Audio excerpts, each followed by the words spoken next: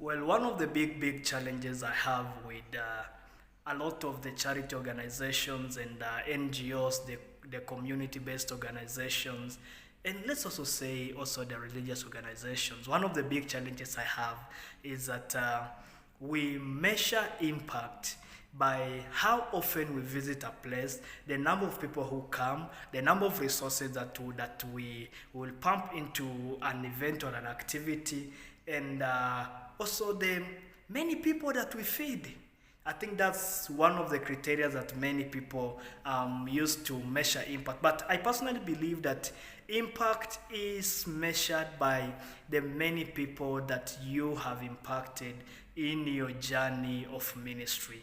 We we will only say that you guys are doing a good work when we can see one soul that has been impacted. Now, I've got a challenge with many organizations. Like for instance, for over 20 years, we've been having a lot of organizations that have been visiting Kibera slums located in Kenya, and one of the big challenges we are having is that our main focus is to just go to Kibera slums and and distribute foodstuffs to those people. And we are so much happy that when we gonna visit these people next time, 10 years to come, then our first thing is to post on Facebook, on Instagram, on Twitter.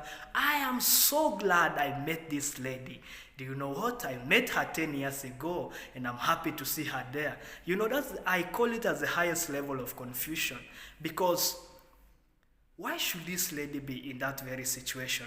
Now, if our missions will be centered on transformation, then we will be doing a good work. I'm not against all these good stuffs, giving big, doing big things.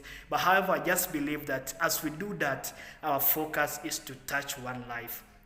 Because if we can change one life, then we can change more lives. Because this one life needs to not only just be there as a recipient of the many things that we're giving them, but they also need to come to a place of stability, able enough to provide for themselves and that of others. And if we will attain that, then that would be a worthwhile thing to be celebrated. But if you're walking around, hyping here and there, trying to think that we are impressing people and are reducing the level of stress in the hearts of people, I will just remind you that what we are doing is that we are not doing a noble thing. Because if we are doing a noble thing, we will then think about this one soul. How am I going to try to change the life of this one soul?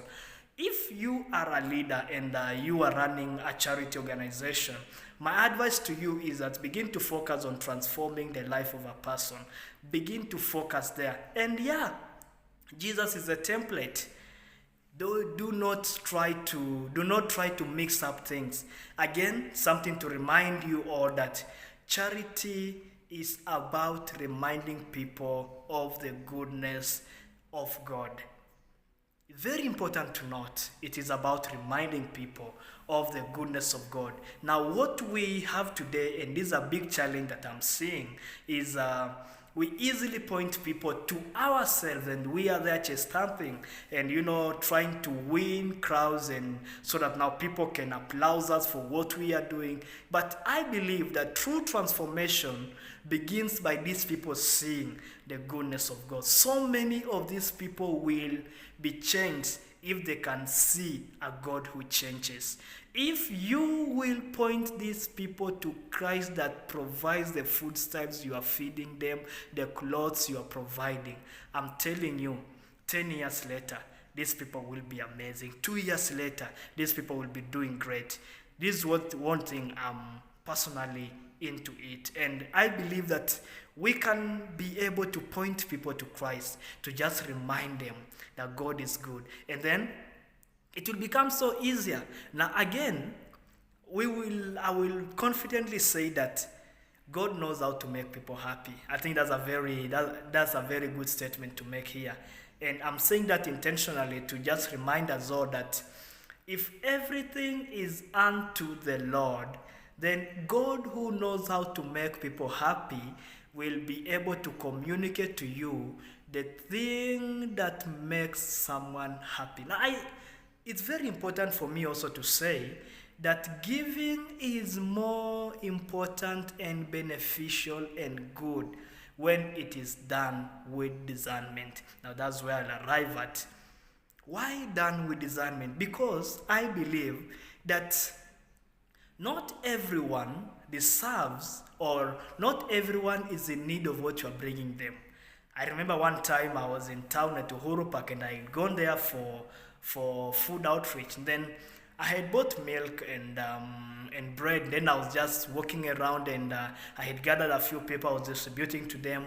Then it happened that I still had some more milk, some more boxes of milk and bread. So I was just walking around and giving people randomly, believing that I'm doing something. And yeah, I was doing something. But then I met three boys, and so I took out bread and milk and I gave them. And these guys told me that we are so grateful that you thought about us and you brought bread and milk to us. But however, this is not what we want. We will be happy when you get us wheat. It was not wheat flour; it was maize flour. And they also needed charcoal, and then they needed a soap. They told me they have a home, they have a house, it should be a home or a house, and they just think that would be enough for them. I thought about that, and I think that shaped my perception, and I think from that moment, I began to do things from God's own perspective. And many a times when I'm going somewhere for food outreach, I do always ask God, Lord, how should I minister to the need of this person? Because if I will minister the need of this person with the help of God, this person will be joyful. This person will be happy. And guess what? You will journey with them by the help of God, and that is true transformation. So I believe that we are going to move out of a lot of things that are not just worthwhile, and we are beginning to do things from God's own perspective, God being the all in all. Thank you so much.